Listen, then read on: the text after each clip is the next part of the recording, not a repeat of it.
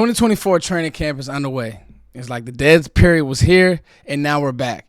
And if you pay attention to the tea leaves, if you pay attention to certain things, we're starting to get answers. Now, Micah Parsons spoke today. He was playing a lot of off-ball yesterday. He did some more off-ball drills today. We'll get to that.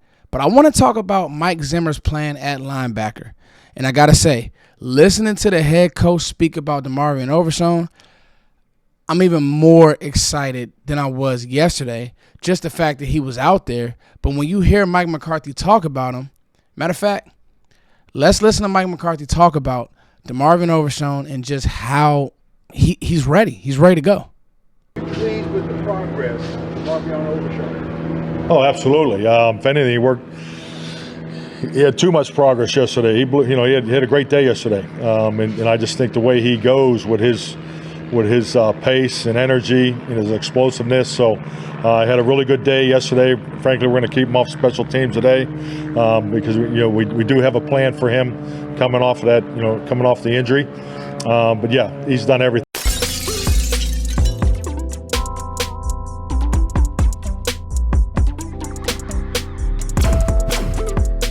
That was Mike McCarthy on DeMarvion Overshown. I got to say this. I've been really having some thoughts about this linebacker core and what it looks like with the Micah Parsons playing off ball at times and just the deployment of Micah. Like I've said all off season, it was lazy to put him on one side of the defense. Then he comes out today and he's like, I want defenses to have to account for me as a chess piece. Now, we'll get to more of that. But I put on Twitter this morning, I said, with DeMarvion Overshown, Eric Kendricks, a healthy Eric Kendricks, a healthy DeMarvion Overshown, and Micah Parsons, not even sprinkled Damone Clark and Maris Luafau, could this be a top 10 unit? Sky was one of the people in my mentions. Yes, it could. And I want to talk about why. I think that people forget who DeMarvion Overshown is when he's at his best, just how explosive he is. We saw the ability in the preseason for him to play forward. This is a guy who can cover. This is a guy with safety background. But now you see how big he's got. Now you see how physical he looks. You heard Mike McCarthy say it's almost like you got to ramp him down because he's that ready to go.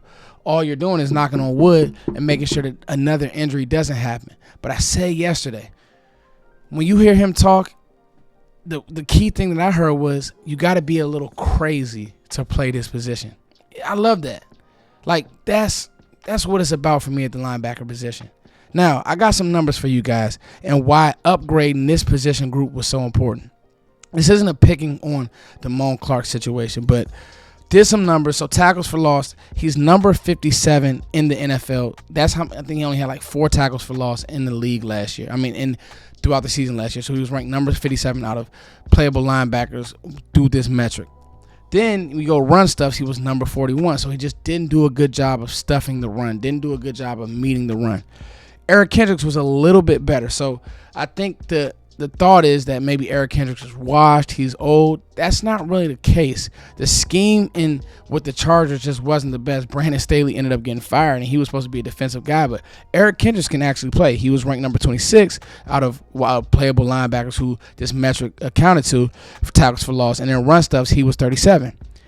But the solo tackles when it came to Eric Kendricks is what was really special. Number 17, 79 solo tackles. Like, that's really good. That's what you were asking Damone Clark to do last year. He wasn't able to do that. Then you add Micah in the mix. Micah's metrics, tackles for loss, run stuffs as an off ball, and now the sample size is small, but it's really good. And so this is where you can put Micah off ball. He's lost the weight. And as we transition to talking about Micah, he's lost the weight. I feel like he gained weight last year because Quinn said, you know what, I want you to play double teams. I want you to get better with that aspect of your game. And I think that people said, I think this whole thought of him disappearing late in the season, him not playing the run well, I just think that it was lazy deployment by Dan Quinn. Now, was it always lazy? No, because Micah gets off the ball so fast and there's so many bad tackles in the NFL that it wasn't always lazy. I won't do that. But I think it was very lazy deployment by Dan Quinn at the end of the year when you're playing against good competition, the Bills game, Miami game, and he actually played really great in the Miami game, but Green Bay, Micah said, I want to get back at LaFleur, and I respect that about him. You saw today, he's off ball, he's chasing down runs in the flats. That's where Micah can also help you. He's not just a defensive end. You can't think of him. You can't just put him in a box. He can do so many different things. So that's what excites me about this defense, the deployment of the linebackers. Here's the joker. As you pay attention, and this is something that nobody's talking about but Foots. I know I'm the one. I'm the one, not the two, baby. Guys, I've seen a lot of Marshawn Kneeland on the field with the ones. Bob Sturm, somebody who I swear by when it comes to film, metrics, understanding the thoughts. Marshawn Kneeland is going to be a problem. That's his words. Marshawn Kneeland is going to be a problem. What does this mean for the linebackers? Now on down 1, down 2, Micah doesn't have to camp on the edge. If Kneeland can give you any type of rush, because we know what he's going to do against the run, he doesn't have to play NFL down. I'm telling you now, I'm stamping this. Let me lick the stamp. That looked kind of weird. That's kind of wild. Marshawn Kneeland, right? I'm stamping this.